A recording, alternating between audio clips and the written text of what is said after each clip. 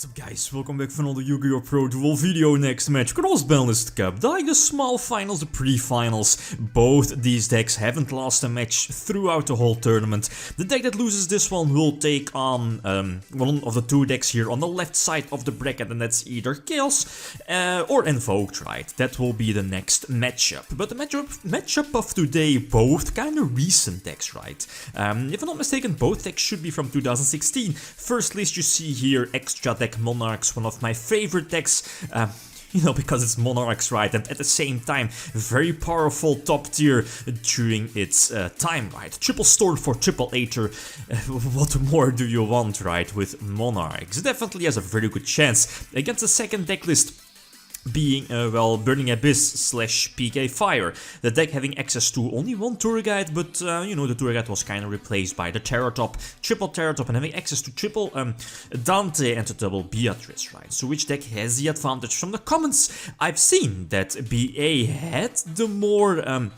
fans, I guess. At least more people said that BA would take it, but, I mean, not really sure. Monarchs might have the advantage because of the simple reason. Stormfort, for example.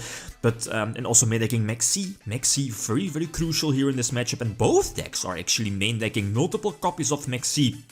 And very solid, of course, against both decks. But if we can compare, Maxi should be much more crucial against Burning Abyss than it's against Monarchs. But then again, a Maxi on something like Brilliant Fusion, for example, or an Aether or a Prime is definitely very effective. Anyway, so game number one, this was definitely a good match. I felt a bit rusty here with Monarchs, but, well, it has been, like, again, a long time. So yeah, definitely a solid start, immediately using Brilliant Fusion right from the bat. It does open with Terror Top, that's all good. The biggest advantage, or one of the strengths of Monarchs, of Mega Monarchs, was that it was able to play during your opponent's turn, thanks to Stormfort, Aether, and even without Stormfort, you could just drop Aether and maybe go for Kuras popping your opponent's monsters or spells or whatever. Okay, your opponent will get the extra draws, but it's, you know, if you could pop like a Shockmaster before it would have been able to activate its effect, you were definitely in an okay position, or at least a better position than it was before. So that's definitely a solid start on his part as well, having Beatrice Dante one set being the Fog Blade, but again, having two Monarchs on the field and the Prime during your opponent's end phase is most of the time, in most matchup, especially for that time, maybe a game winner. I think I can definitely call it a game winner. The fact that before, you know, you can drop your tribute monsters, you can potentially go for your extra deck summon, and mainly your rank 5 Exceed play, and I think one of the strongest here is, of course, play these with double Prime to force out those back rows, maybe force out the hand trap like effect failure, and after that, follow it up with like 1 or 2 Monarch plays, depending on if you're having that extra normal summon or not. Okay, you're sacrificing the Stormfort play if you go for the extra deck summon, but I mean, that's something I definitely like about Mega Monarchs, very similar to Formula Monarchs slash Frog Monarchs from years ago during the Tengu Plant era, is that it had a built-in draw engine and extra deck engine, so it wasn't too reliant on Monarch summon, on Tribute summon, and that's a huge weakness, right? Since, as you know, if you played like regular Monarchs back in the old school days with Keeper Spy, Dekachi, most of the dead, or even Frog Monarchs, it was most of the time either all tributes or all tribute fodder, like Soul Exchange, Enemy Controller, the Frogs, you know. And that's where a deck like Formula Monarchs and especially Mega Monarchs definitely help, right? Having access to more engines rather than just your Tribute engine, and basically the extra deck as well. And Mega Monarchs do have, of course, a built-in Pantheism, their Destiny Draw, which at the same time is a Structure, again, just ridiculous card. Anyway, the opponent now going first, and of course, I think he was able to open Terror Top again, and that's a huge problem. I mean, Burning Abyss is kind of a fair deck, especially against Monarchs going first. If Burning Abyss doesn't really open like Tour Guide or Terror Top, maybe they can go for like 1 Dante, maybe 2 Dante, or like a Beatrice 1 set or 2 set, or, you know, having like a hand trap or something. That's fine, especially for Monarchs, since Monarchs do have access to triple Stormfort, and Beatrice is not that threatening against Monarchs, but this field is definitely threatening, like a Beatrice, a Dante, 1 or 2 sets, maybe 1 or 2 hand traps. And that's something I have to keep in mind, is that Burning Abyss list has access to, is it 3 Maxi and 3 Valor? I think so, and both hand traps are so good against Monarchs. So, okay, you can definitely play around the first turn Valor, but, you know, not just blind normal summoning your Idea or Aedos, just go for your Prime if you have the option. Like here, for example, if you did have Valor, okay, no problem, I have a return, I have Aether in hand, so, and the Stormfort as well, I can still tribute summon during my opponent's turn. Okay, and he used up his Valor, so all fine. And the on-field Idea will just get back one of those banished Monarch spells, right? So either, in this case, it's going to be Pantheism, or is it Tenacity? No, it's indeed Pantheism. Okay, all fine. So getting a Rebus on the field, it does have access to Twin Twister. Twin Twister very solid against Monarchs. I mean, if you're forced to only use it, well, never use it like blind, right? Your opponent having one set, basically always being a Stormfort, and of course the one phase up being Return, or yeah, if your opponent has like Return and Domain the field spell, Twin Twister is definitely, or can definitely be a blowout against Monarchs. Here again, pretty much the same series of plays. If you get a decent start with Monarchs, if you're able to dump the Pantheism and the Prime, you should be in a big seat, right? A very, at least the chances of winning the duel are much higher, very, very high. Since the deck is, I mean, extra deck Monarchs, Mega Monarchs is a deck like, as soon as you get your Ancient rolling, it's very, very hard to stop, very, very hard.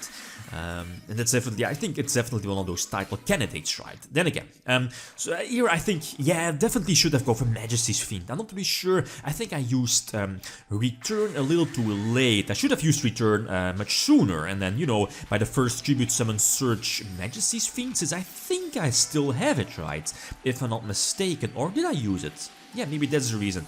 I don't know. I think if Majesty's Fiend is still in the deck, I definitely should have used or searched Majesty's Fiend earlier, and then, you know, by this time I already would have had Majesty's Fiend on the field, and that would have been a lock-up, right? Since I don't think the opponent main decks like any answers, or that PK list main decks any answers for Majesty's Fiend, other than Fogblade, of course. Here, yeah, Volcasaurus, it doesn't really matter too much. So 2-1, the opponent starting off, my opening hand is kinda decent, sadly no Maxiso is able to get those extra special summons. Luckily no Beatrice, that's all good, he does search the Seer, so Seer, they're basically telling that, well, that might be a Twin Twister set, but I have to go for it, drop the Brilliant Fusion without any advantage play, I guess, not, well, yeah, sending like Idea from your deck to the graveyard, but can't get back something from my banished pile. And here's why what I've spoken about a couple of moments ago. Like, okay, we can definitely expect Twin Twister, but I think I have to just run into it, right?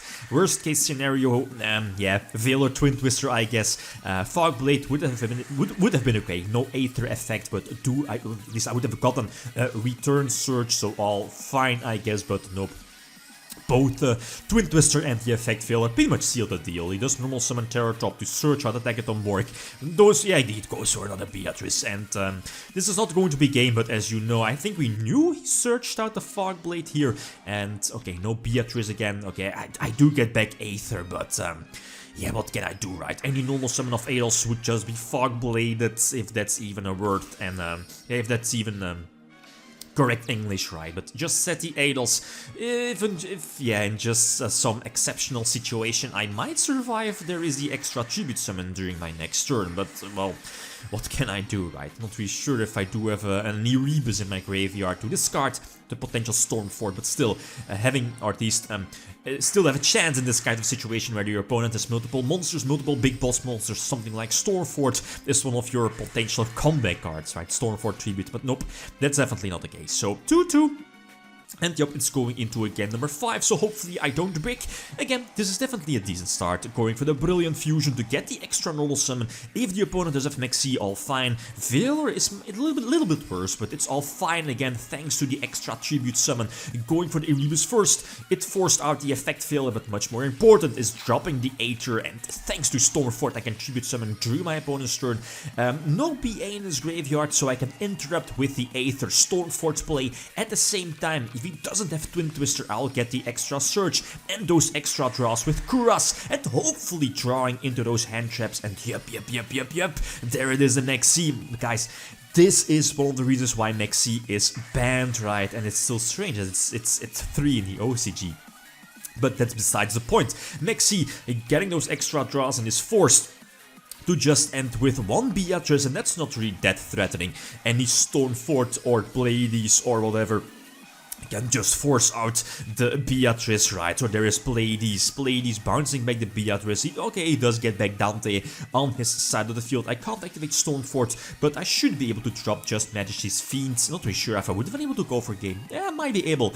He still is at, yeah, indeed, he's still at 8k, and I don't think the Brilliant Fusion is live. So I think more important here is just drop the Majesty's Fiend, search Aether, just in case if the opponent is able to get rid of Majesty's Fiend or whatever. I can still potentially drop Aether if needed, right? And get a return search, and what can he do? Only if it's Fogblade, doesn't really matter. I should always be able to attack for game. So yep, Twin Twister, that's not going to save him. So yep, Monarchs take this one. Solid match. Again, some small mistakes are definitely on my part, but yeah, again, I think this is definitely a well-deserved win. Next matchup here, as you see, Invoked versus Chaos. That's like 14 years of difference? I would say 13 years, kinda crazy, but like always, feel free to leave your prediction from that matchup. So yeah, BA is still in the tournament, but yeah, Monarchs will be facing off either one of those 3 decks here in the grand finals, right? Okay, guys, that's it. Thanks for watching, and feel free to leave a comment or like if you enjoyed the video. Lithium signing out. Peace.